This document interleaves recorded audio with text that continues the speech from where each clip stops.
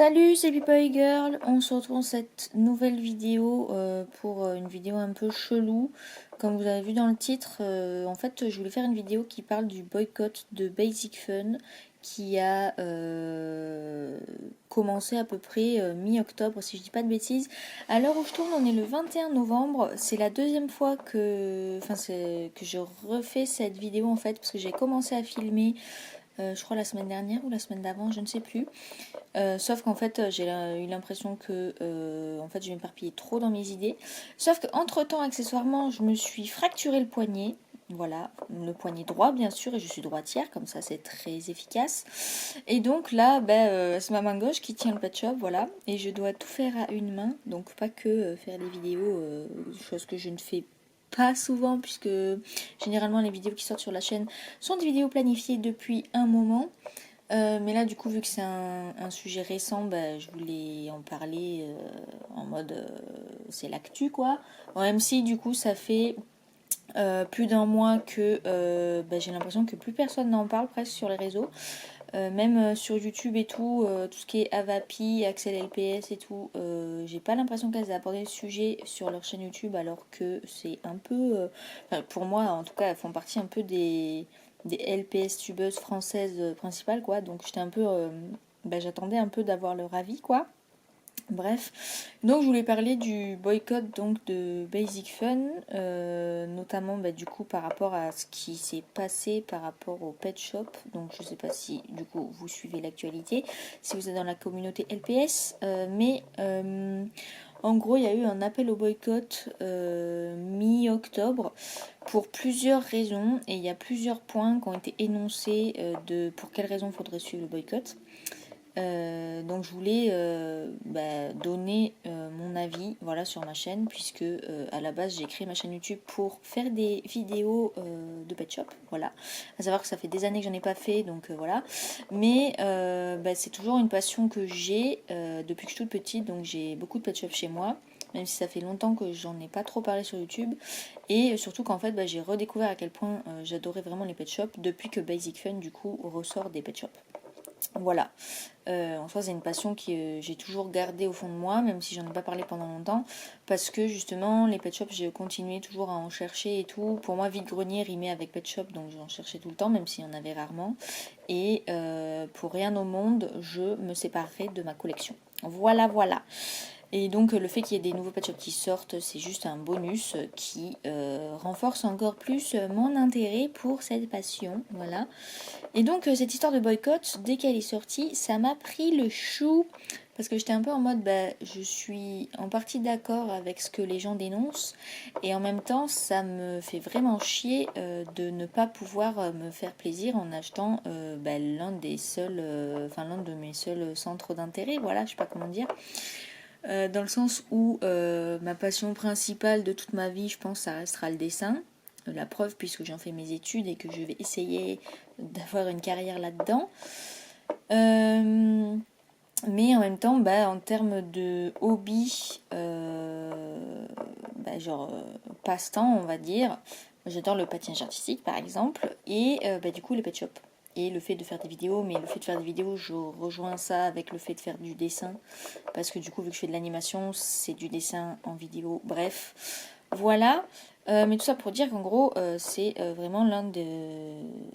Enfin, les pet shops, on va dire, c'est un peu l'un des piliers qui fait que je suis moi, quoi. Enfin, bref, dans le sens où j'ai grandi avec ça, quoi, et j'ai toujours adoré jouer avec et faire des histoires avec mes pet shops, quoi. Et donc je me dis que le fait que j'adore créer des personnages et tout et faire des histoires avec, eh bien, ça vient principalement, ça m'a aidé en tout cas de développer cet intérêt grâce au pet shop. Bref, donc cette histoire de boycott me dérangeait puisque j'étais un peu en mode c'est rejeter une part de moi-même. J'exagère grave le trait, hein, mais c'est un peu comme ça qu'on peut le percevoir. Après, le principe d'un boycott, c'est jamais de faire plaisir, hein, généralement. Donc voilà. Du coup, je voulais donner mon avis sur le sujet. Et je parlerai bien évidemment uniquement donc de mon avis et par rapport à ce que j'ai compris du boycott. Parce que la majorité des appels au boycott, c'était du contenu anglophone sur Instagram. Et donc il se peut des fois que des informations m'aient manqué, déjà parce que je passe pas ma vie sur Insta. Et aussi que j'ai pas forcément compris tous les mots de tous les posts. Et j'ai pas non plus lu tous les commentaires, etc. Voilà, c'était la petite intro. Donc ce boycott, en tout cas d'après moi, il a commencé principalement du coup mi-octobre, quand il y a des leaks de concept art et de design de la vague 5 de Basic Fun qui a popé sur les réseaux, voilà. Donc c'était une planche de leak, donc un truc qui justement n'aurait pas dû être visible au grand public. Mais depuis que genre Basic Fun sort des pet shops, j'ai l'impression que c'est un peu comme Genshin, hein, il y a des leaks, le patch avant, quoi.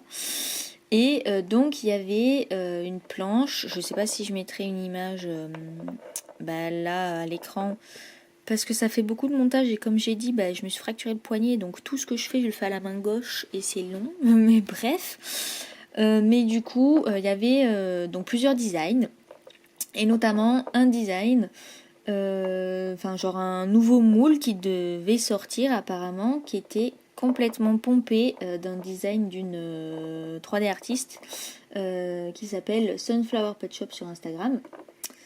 Donc tous les gens étaient en mode ouais, ils ont pas crédité l'artiste, machin gna gna, c'est du vol, c'est des connards, blablabla. Plus tard, il y a un autre truc qui est sorti sur les réseaux, c'était des gens qui ont trouvé l'ancienne manageuse de la community manager, je crois, ou la chef des designs, je sais plus, de Basic Fun, qui sur LinkedIn vantait les points positifs de l'intelligence artificielle et qui était en mode genre c'est une AI artiste et qui poussait du coup à l'utilisation d'intelligence artificielle, genre elle encourageait ça. Donc c'est pas ouf étant donné que les intelligences artificielles génératives c'est basé sur les œuvres de tous les artistes du monde entier, enfin de n'importe quelle image sur internet, et donc bien évidemment il n'y a pas de question de consentement, voilà, donc c'est complètement du vol ça aussi. Voilà, super. Et d'un dernier argument un peu du boycott, c'était que la majorité des gens considéraient les designs comme étant moches. Bon, après, j'avoue, je pense pas que ce soit vraiment un réel argument pour un boycott, mais bref, voilà. Par la suite, donc dès qu'il y a eu ces scandales là aux IA et au vol d'artistes, etc., il y a Prescott Hill qui était du coup l'illustrateur principal des pet shops de notre génération, on va dire, genre des années, je sais plus trop, mais bref, genre on va dire 2007, jusqu'à 2013 ou j'en sais rien, enfin bref, l'illustrateur principal des pet shops quoi, de quand on était petit. Qui a invité au boycott. Donc plein de gens ont été au courant du boycott grâce à lui, moi par exemple. Et entre-temps, il y a des trucs qui lui sont tombés dessus à lui. Mais pareil pour des trucs politiques. Mais c'était plus de la faute de Hasbro, je crois. Mais je pense que l'appel au boycott l'a un peu mis en lumière, donc c'était pas fifou. Voilà. Ensuite, il y a eu d'autres arguments concernant le boycott, en mode que le CEO de Basic Fun soutiendrait Israël. Voilà, pas ouf. Puis après, en gros, il y a eu un peu... donc tout le monde s'est dit faut boycotter, machin. Il y a des gens qui ont résumé pourquoi faudrait boycotter. Et donc les arguments principaux, c'était le fait que c'était trop cher, les pet shops. J'avoue que quand j'étais petite, du coup, c'était pas forcément moi qui m'achetais des pet shops puisque j'avais pas forcément d'argent de poche ou quoi. Donc, c'est mes tout premiers pet shops de ma vie, on me les a offerts aux anniversaires, à Noël, etc. Donc, je peux pas trop comparer. Après, je trouve que les prix auxquels sont les pet shops actuellement, ça dépend les packs, certes, et ça dépend aussi les enseignes où on les achète. Mais si on va dans les enseignes où c'est le moins cher, du style Smith Toys, Auchan, Leclerc, je crois aussi. En vrai, je trouve que les prix sont pas forcément abusés. Ça dépend les packs, je dis bien, mais voilà. Les arguments, c'est aussi qu'il y a une qualité pourrie de produits. Alors justement, j'ai pris ce pet shop en exemple pour faire cette vidéo. C'est un pet shop G7 de la vague 3, l'un des 2 chats européens qui sont sortis actuellement, parce que du coup la vague 4 n'est toujours pas arrivée complètement en France, donc c'est chiant. Et donc, il y a plein d'accusations sur le fait, par exemple, que lui, ce moule, c'est un moule de fake. Genre, c'est pas les moules comme les vrais G2 qu'on avait en chat européen. En vrai, ça fait chier, je comprends. Mais personnellement, j'aime bien le design quand même. Après, je sais que oui, la qualité est pourrie. Donc déjà, il y a deux qualités différentes. Il y a la qualité KX qui est vraiment nulle à chier. En gros, il y a deux usines. Les KX qui est pourri et les ES qui sont censés être très bons. Donc, qui sont vendus en Europe. Sauf que même avec les ES, je suis désolée. Enfin, je sais pas si vous regardez du coup les vidéos que j'ai faites sur la chaîne. Mais j'ai ouvert pas mal de Pet Shop G7. Et à chaque fois, je crois que c'était des ES, la qualité que j'ai ouverte. Et j'ai quand même eu pas mal de Pet Shop avec des défauts. Donc, que ça soit des défauts de moule, genre des petites bulles d'air dans le plastique, ou surtout des défauts de peinture. Mais rien que lui, par exemple, lui, je l'ai acheté sur Amazon parce que je ne l'ai pas vu en grande surface en France. Mais je crois, ouais, c'est ce côté-là, on voit pas trop bien, mais il y a un petit pâté de jaune. Là aussi, il y a un petit pet ici, là-haut, là, sur l'oreille gauche. Des fois les yeux sont pas complètement alignés. Bon, lui ça va. Des fois les dégradés sont mal gérés aussi. Mais lui ça va. Enfin bref. Mais globalement je suis assez d'accord que surtout par rapport à quand on était petit, la qualité des Pet Shop a baissé. Voilà. Que ça soit KX ou ES. Enfin les KX c'est vraiment un carnage. Mais ES, même ES c'est pas parfait. Même si la perfection n'existe pas. Mais quand même. D'ailleurs sur l'argument où les packs sont trop chers, en fait il y a des gens qui disent que justement, mais je pense que c'est réel, hein, que le fonctionnement marketing de Basic Fun il est tourné donc vers le nouveau public, donc les enfants actuels, mais également sur les gens nostalgiques adultes en gros, donc qui adorent encore les pet shops, parce qu'il y a beaucoup de packs qui sont vendus en exclusivité Amazon, donc forcément c'est pas forcément les enfants qui sont visés. Parce que je pense que si tu veux viser des enfants, tu vends tous tes packs en magasin de jouets ou grande surface. Et du coup, les prix sont très élevés aussi parce que les gens se disent, Basic Fun se dit que y a du public adulte. Donc logiquement, ils ont plus de revenus que des enfants qui dépendent de leurs parents. Donc voilà, en disant ça, il y a notamment des packs qui ont été cités comme les exclusifs Sweet and Stylish Pets. C'est un pack de 4 pet shops. Avec les accessoires et tout, dont un chat européen exclusif rose et blanc qui n'existe pas du coup en grande surface. Genre c'est vraiment un pack qui est présent que sur Amazon.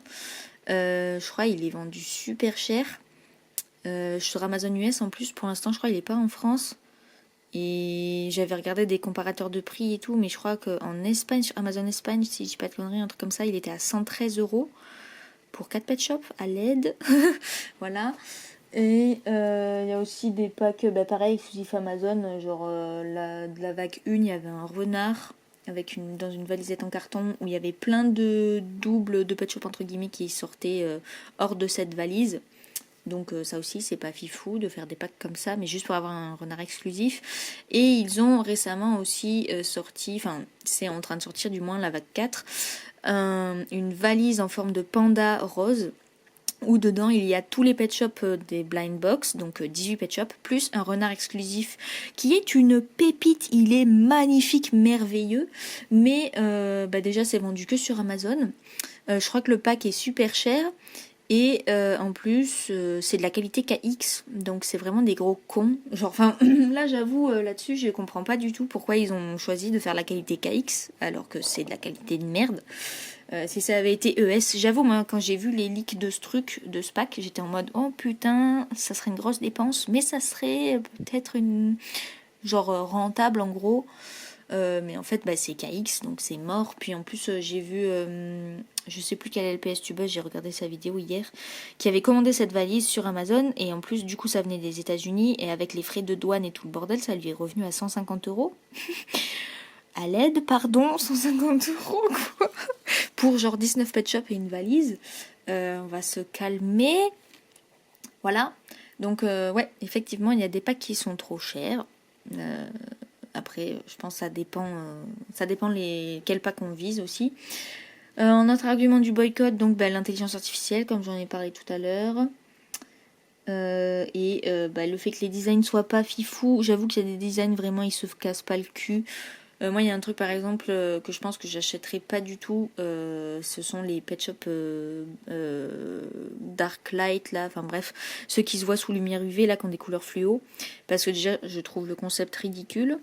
Les designs sont vraiment moches. Hein, voilà, c'est mon avis personnel, je le dis clairement. Et en plus, ils sont vraiment pas fichés pour les designs, hein, parce qu'en fait, quand ils sortent une vague de Pet Shop néon, on va dire. C'est juste la vague précédente. Imaginons par exemple, là ils vont sortir la vague 4. Non, c'est pas un bon exemple. Si oui c'est ça. Ils vont sortir la vague 4. Du coup là la vague de Pet Shop Blacklight qui va sortir en même temps, c'est les designs de la vague 2 mais version néon. Voilà, grosso merdo c'est ça. En gros, ils ont 2 vagues de retard sur les néons par rapport à la vague actuelle des Pet Shop. Bref. Donc c'est vraiment juste, ils ont pris le design qu'ils avaient, ils ont fait CTRL U sur Krita pour ceux qui connaissent, et ils ont changé les couleurs, hein, dans les couleurs ultra fluo, que je trouve nul, enfin genre je ne comprends pas ce concept. Donc ceux-là j'en achèterai pas, je pense, voilà, ça sert à rien, j'aime pas. Puis je trouve ça un peu du foutage de gueule quoi. Voilà, et donc, comme je disais, par rapport au boycott en argument, il y a le fait que, en gros, Basic Fun soutiendrait Israël indirectement, puisque le CEO soutiendrait Israël, et donc il y a le vol d'artistes par rapport au vol de concept du truc de la planche de concept art qui avait leaké. Voilà, ça fait un paquet d'arguments de pourquoi il faudrait suivre le boycott.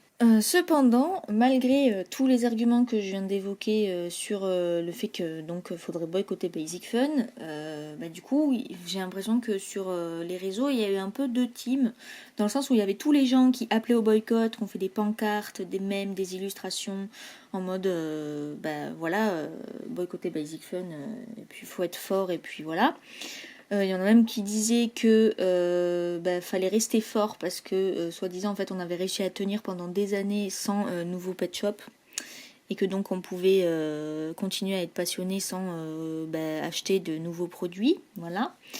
Chose qui est vraie en soi, mais en même temps on va pas se le cacher, du moins c'est ma perception. Le fait qu'ils sortent de nouveaux pet shops, ça remonte la hype et moi perso ça me renforce dans mon appréciation des pet shops. Voilà, je sais pas comment dire. Voilà, et sauf que donc il y avait ces personnes-là qui encourageaient au boycott et à tenir et tout.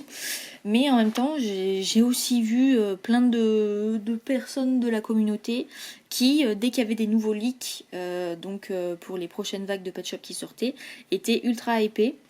En mode les designs leur plaisaient, qu'ils avaient hâte d'acheter, voilà. Donc c'est un peu en mode tu boycottes, mais dès qu'il y a un truc qui sort, t'as trop envie de le consommer. Du coup, c'est l'opposé de boycotter. Bref, j'ai pas trop compris ce concept. Et il y a des gens, on va dire, importants ou influents, je sais pas comment appeler ça, de la communauté LPS, je veux dire, qui continuaient de faire des vidéos ouverture de pet shop et d'unboxing, et aussi qui mettaient en avant les leaks dans leur story, notamment LPS Honey, Avapi, LPS Qtest, etc. Enfin bref, j'ai noté un peu des gens, voilà, pour donner des exemples concrets.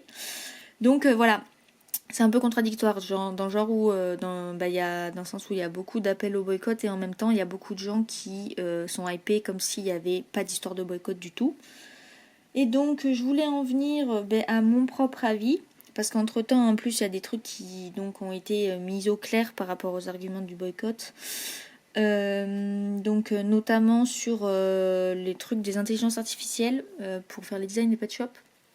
Alors donc comme je disais, il y a donc l'une des personnes qui était, je crois, chef des designs chez Basic Fun, qui était une artiste, etc. Bref, en fait ça a été trouvé sur LinkedIn, je crois, j'ai l'impression que c'est un peu sorti hors contexte comme ça, donc déjà la mauvaise interprétation est bien évidemment au rendez-vous, je pense.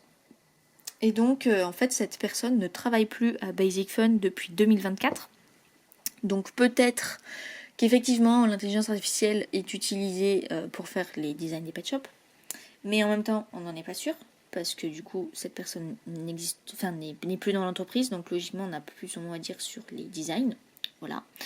Donc c'est déjà une preuve que cet argument est bancal.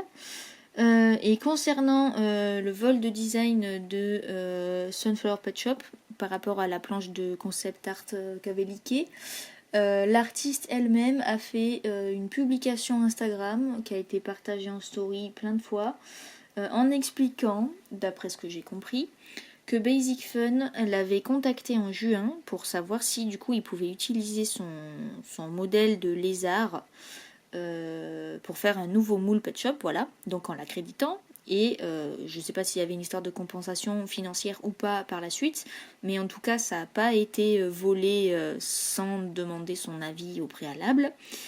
Et juste l'artiste a refusé, et donc voilà, il n'était pas question que Basic Fun sorte le modèle de Pet Shop avec son modèle 3D. Sauf que donc bien évidemment cette planche a leaké, et donc qui dit leak dit imprévu, et donc bien évidemment cette planche n'était pas à jour puisque c'est un leak, donc les leaks il faut tout prendre avec des pincettes, et donc bien évidemment cette planche ne reflétait pas du coup les choix finaux de Basic Fun, donc ça devait être une espèce de planche en mode avec des mood boards et tout, des trucs de recherche, sauf que tout le monde a cru que ça allait être un peu les designs définitifs, et donc c'est là que tout le monde s'est monté le chou en mode faut boycotter et tout, vol d'artiste, gna gna gna, quelle bande de bâtards, blablabla, il accrédite même pas, et gna gna gna. Alors en fait non, c'est juste que c'est un truc qui est sorti au grand public qui aurait pas dû sortir, et donc les gens ont mal interprété le message, voilà. Donc là-dessus aussi, on peut pas vraiment accuser Basic Fun de voler les artistes de la communauté, puisqu'ils ont demandé l'avis de cet artiste, ils n'ont pas eu son accord, et peu de temps après, du coup, ils ont changé leur design. Voilà. En plus, il y a d'autres planches plus tard qui sont sorties avec, au final, plutôt que ce soit un nouveau moule de lézard, ils ont juste mis les moules des iguanes qui existent depuis, même quand on était petit, quoi. Voilà, c'est tout. Donc là-dessus, cet argument tombe à l'eau. Et voilà. Après, je vais parler pour mon avis personnel, puisque c'est ma vidéo. Donc en fait, je fais cette vidéo pour donner mon avis et justement pour justifier ce qui apparaîtra sur la chaîne YouTube plus tard, notamment au mois de décembre, puisque moi j'étais trop hypée, puisque cette année Basic Fun a prévu de faire 2 calendriers de l'Avent Pet Shop. Et justement, je sais pas si vous avez regardé ma vidéo de mes cadeaux d'anniversaire, mais ma mère m'a offert le calendrier de l'Avent Deluxe qui est exclusif à Smith Toys. Et moi en parallèle, 2 semaines après, j'ai trouvé le calendrier normal de cette année à la FNAC. Donc en gros, là, même si je me suis pété le poignet, je vais quand même avoir le plaisir pendant le mois de décembre d'ouvrir mes 2 petits calendriers de l'Avent à une main. Voilà. Et parce que justement, j'ai hésité avant d'acheter ce calendrier. Parce que en fait, quand le boycott a éclaté, l'appel au boycott, ma mère avait déjà acheté le calendrier pour mon anniversaire. Donc en soi, le mal était fait, comme on peut dire. Et donc bon, voilà. Sauf que moi, de mon côté, après, j'ai hésité à m'acheter donc l'autre calendrier de l'Avent, puisque c'est ce que j'avais prévu avant l'histoire de boycott. Mais le boycott m'a fait douter. Et en même temps, je me suis dit, puisque justement c'est un calendrier de l'Avent, c'est un peu maintenant ou jamais pour l'acheter, puisque le reste de l'année, il ne sera pas là. Donc je me suis dit que tant pis, pour cette fois-ci, j'allais pas soutenir le boycott. Voilà. Et sauf que donc cette histoire de boycott m'a pris le chou pendant plusieurs jours. Et j'ai fait en gros je me suis noté les arguments pour ou contre suivre le boycott. Donc les points positifs pour suivre le boycott, c'est que mon porte-monnaie en serait ravi, hein, puisque du coup, qui dit pas de dépenses dit donc faut faire des économies. Et en même temps, ça serait pas plus mal pour la planète, parce qu'il faut rappeler que les pet shops c'est du plastique, qui est emballé dans du carton et du plastique, et qui est envoyé à travers le monde entier. Donc bonjour le gaz à effet de serre, voilà.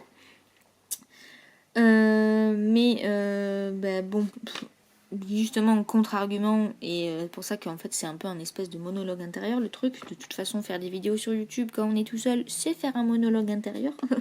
Bref. Mais donc il y a aussi une part de moi qui se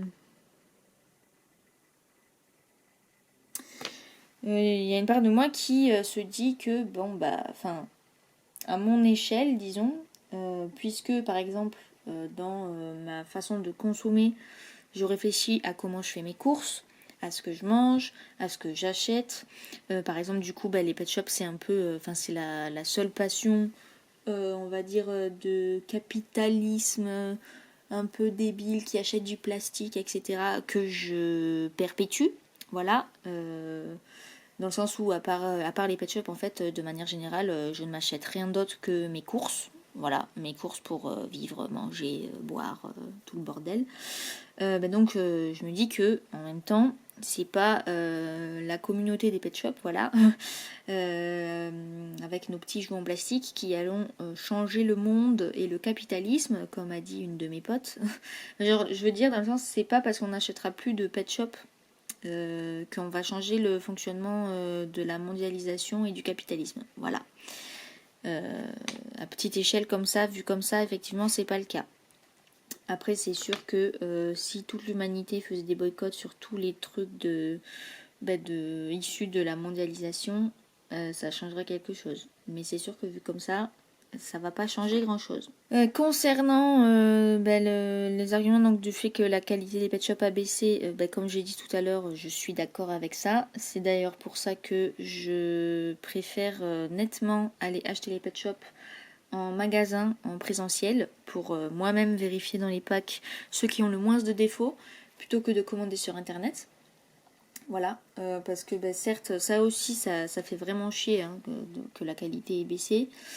Mais en même temps, les designs sont super. Et ce qui fait chier, c'est que vraiment les photos promotionnelles généralement sont trop cool. Et par rapport au produit réel qui est vendu après, il y a une différence. Et sauf que ça, encore une fois, ça va être difficile de faire changer ça, puisque c'est difficile de demander des nouveaux designs, mais en même temps de vouloir, de changer la qualité, quoi. Genre, c'est un truc qui ne dépend pas de nous-mêmes, donc ça fait juste chier, voilà, et c'est très dommage.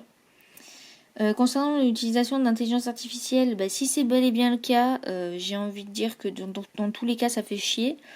Mais vu que tout utilise, toutes les grandes marques, même les petites marques, n'importe qui utilise l'intelligence artificielle, et que personnellement, en étant étudiante en art, je constate d'autant plus que c'est le cas, puisque j'ai fait attention à ce genre de détails, à chercher si les affiches que je vois dans la rue, ce sont des vrais designers qui les ont fait ou si c'est l'intelligence artificielle qui les a faites.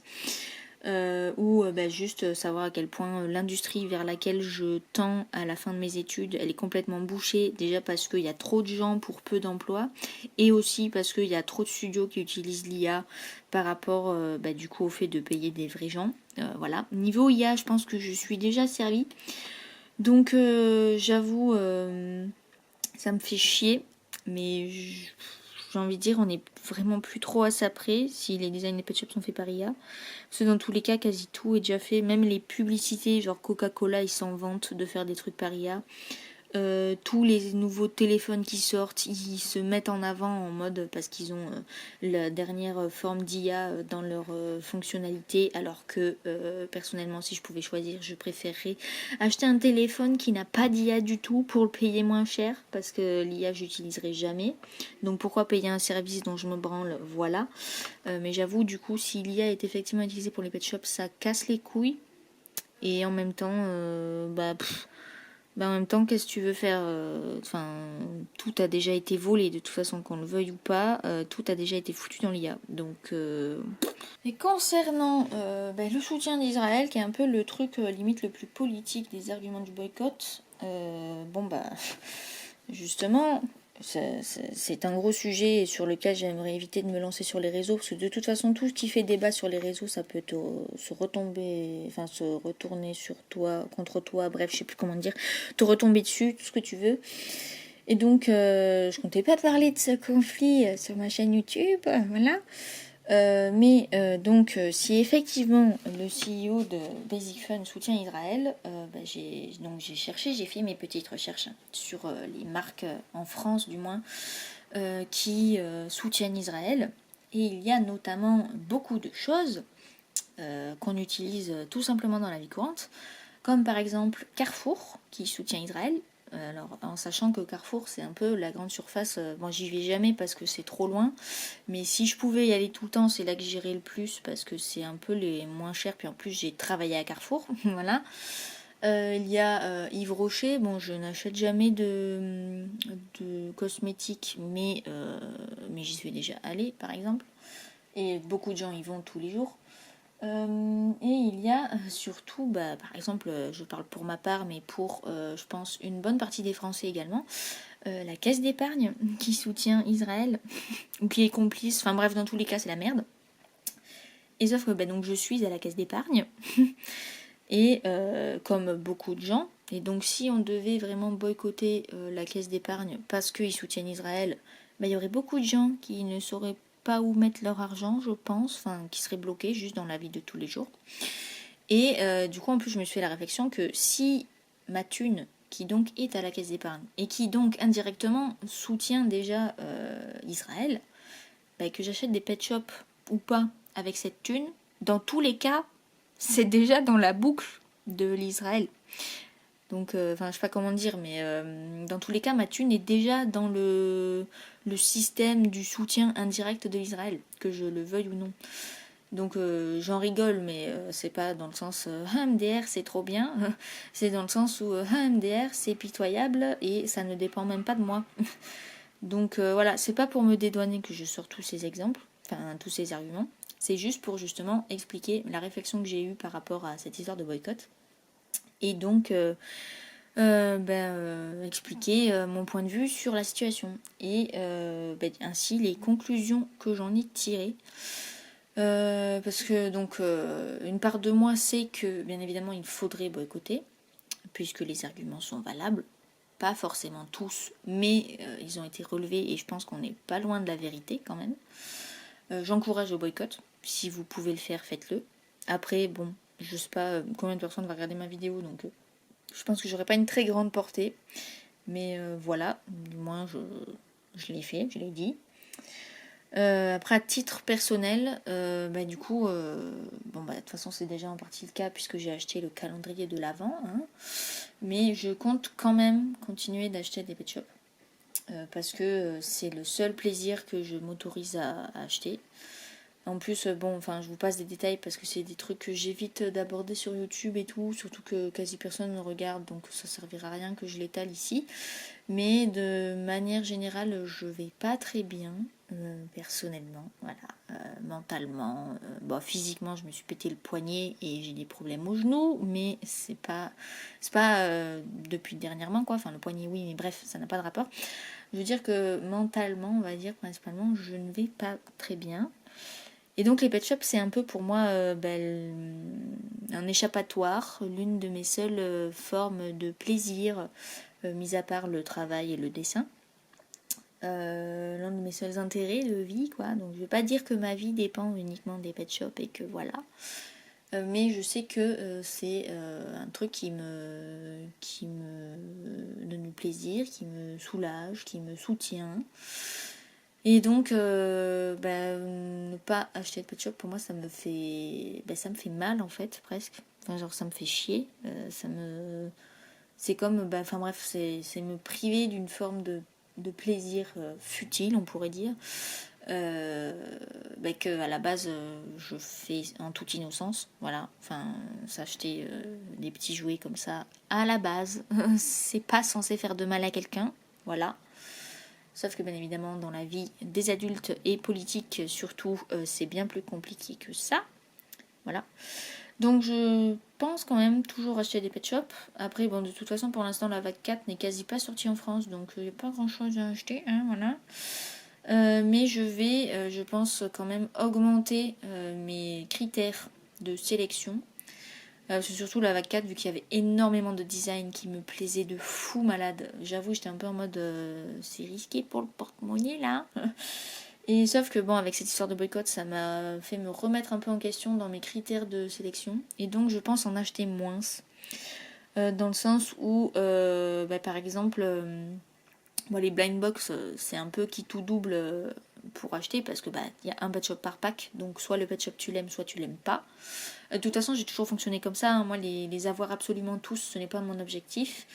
Moi j'achète principalement ceux qui me plaisent, et ceux qui me plaisent pas, si je les ai pas, c'est pas grave. Je ne vais pas chercher à tous les acheter, voilà.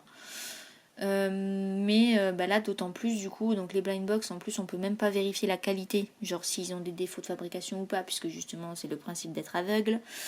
Mais bon voilà. Mais donc ouais, augmenter mes sélections en termes de si les designs me plaisent quoi.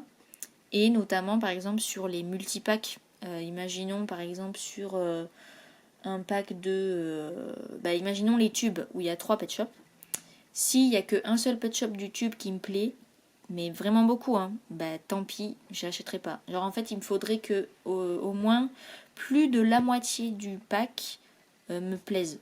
Enfin, genre vraiment que j'aime beaucoup. Donc sur 3 pet shops, il faudrait que j'en aime vraiment 2 beaucoup pour acheter le pack. Sur les duo packs, bon du coup c'est plus compliqué de faire plus de la moitié des pet shops puisqu'il n'y a que 2 pet shops. Donc dans ce cas-là, peut-être que les accessoires peuvent rentrer en compte, voilà.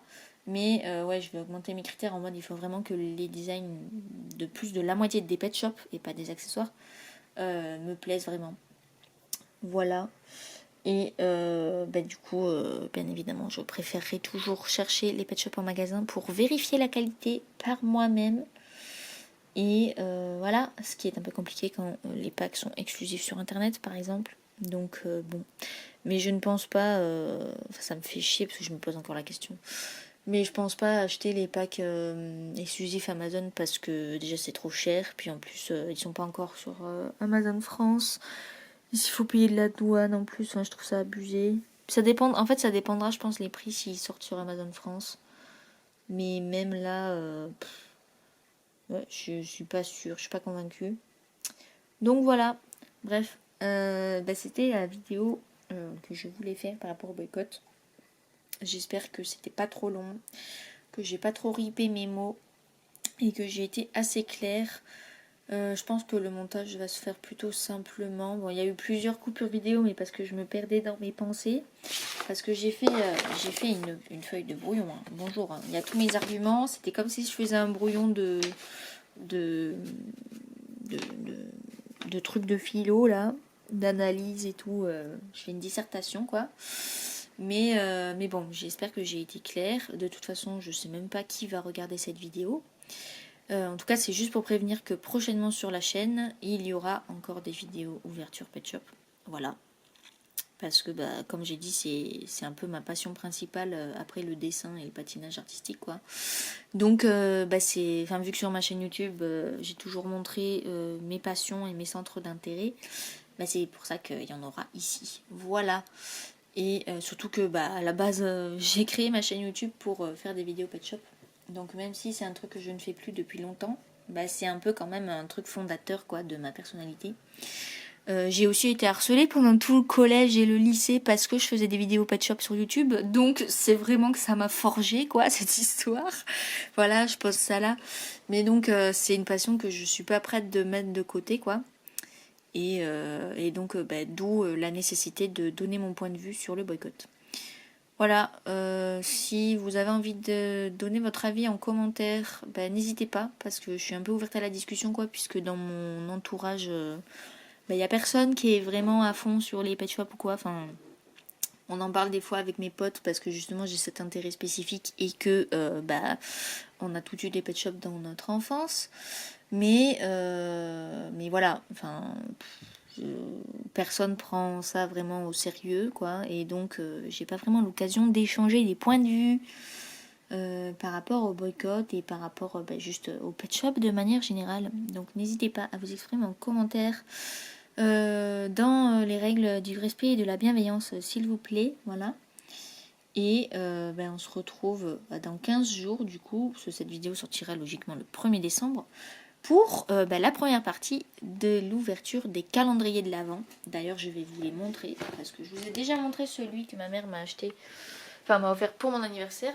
Donc oui, les 2 beaux calendriers de l'Avent que j'ai déjà placés ici. Donc celui-ci, comme je disais, c'est celui que ma mère m'a offert, et celui-ci, c'est celui que j'ai trouvé à la FNAC. Et voilà, les deux me font grave envie. En vrai, celui-là, les pet shops me donnent plus envie, même si j'ai évité de me spoiler. Mais lui, j'avoue, j'adore le panda, le chat et la biche marron. Je sais qu'il y a une biche bleu foncé aussi. Et en vrai, j'aime bien le lapin bélier parce qu'il a des couleurs, on dirait des couleurs de Werther's. Enfin, pas de Werther's, de After Eight, les chocolats à la menthe là. Donc je pense que je l'appellerai After Eight. Bref, voilà. Et j'ai vu d'ailleurs que dans celui-ci, le normal, il y a des autocollants. Donc il n'y avait pas ça l'année dernière. Et en vrai, j'avoue, bah, du coup, ils auraient peut-être pu baisser un peu le prix du calendrier parce que c'est le même prix que l'année dernière. Mais du coup, il y a moins de comment dire, de matière plastique solide quoi. Donc voilà, peut-être que ça a coûté moins en termes de production, je ne sais pas. Après j'avoue la tête des autocollants, j'ai évité de me spoiler un max, donc je sais pas du tout quelle tête ils ont, j'espère qu'ils seront de bonne qualité. Mais voilà, en tout cas j'ai trop hâte, ils sont encore sous vide, ils m'attendent là tout droit dressés devant moi. Et donc j'ai trop hâte de les ouvrir avec vous. Voilà, en décembre. C'était la vidéo du boycott. Bye bye.